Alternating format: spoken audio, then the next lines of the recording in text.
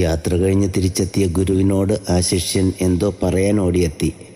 അവൻ്റെ വരവും ലക്ഷ്യവുമൊക്കെ ഗ്രഹിച്ച ഗുരു അവനോട് ചോദിച്ചു, നീ ഇപ്പോൾ പറയാൻ പോകുന്ന കാര്യങ്ങൾ കേൾക്കുന്നത് കൊണ്ട് എനിക്കെന്തെങ്കിലും പ്രയോജനമുണ്ടോ? അവൻ പറഞ്ഞു, ഇല്ല. നീ ഇപ്പോൾ പറയാൻ പോകുന്ന കാര്യങ്ങൾ പറയുന്നത് കൊണ്ട് മറ്റുള്ളവർക്ക് എന്തെങ്കിലും പ്രയോജനമുണ്ടോ? അപ്പോഴും അവൻ പറഞ്ഞു, ഇല്ല. വീണ്ടും ഗുരു ചോദിച്ചു, നീ പറയാൻ പോകുന്ന കാര്യങ്ങൾ പറയുന്നതുകൊണ്ട് നിനക്കെന്തെങ്കിലും പ്രയോജനമുണ്ടോ? അപ്പോഴും അവൻ്റെ മറുപടി ഇല്ല എന്ന് തന്നെയായിരുന്നു.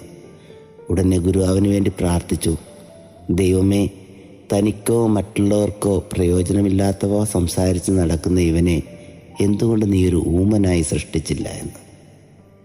പ്രിയരെ, നമ്മുടെ സംസാരമൊന്ന് നമുക്കൊന്ന് പരിശോധിക്കാം. മറ്റുള്ളവർക്ക് പ്രചോദനം നൽകുന്നതും മറ്റുള്ളവരെ സന്തോഷിപ്പിക്കുന്നതുമായ കാര്യങ്ങളാണോ നമ്മൾ സംസാരിക്കുന്നത്? അതോ ആർക്കും ഉപകാരമില്ലാത്ത വിലകെട്ടവയും പരദൂഷണവും പറയുന്നവരാണോ നമ്മൾ? ഇന്ന് നമുക്ക് തീരുമാനിക്കാം, ഇന്ന് ഞാൻ പരദൂഷണം പറയുകയില്ല, വിലകെട്ടവ പറയുകയില്ല. വൈകുന്നേരം ഒത്തിരി സന്തോഷം ഉണ്ടാകുന്നേ. God bless you.